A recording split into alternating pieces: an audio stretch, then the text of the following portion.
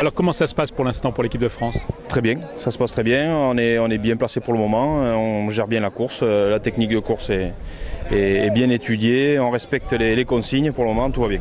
Comment ça se gère une course d'endurance, notamment aujourd'hui avec un terrain très lourd et beaucoup de chevaux en compétition? Alors justement c'est un petit peu le problème parce qu'on ne connaît pas trop le niveau vu que des chevaux viennent de toutes les nations et on ne connaît pas le niveau des autres nations forcément. Mais là justement comme les cavaliers français essaient de rester un petit peu plus derrière pour garder le plus de fraîcheur possible. Des terrains très gras comme ça, ils sont très exigeants.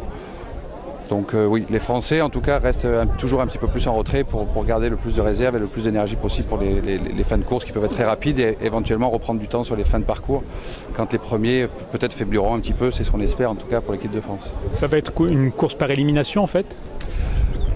Vu l'état du terrain, oui. Alors normalement non, mais c'est vrai que vu l'état du terrain, ça peut être voilà, devant, il peut y avoir un peu des chevaux qui craquent et des défaillances un petit peu physiques.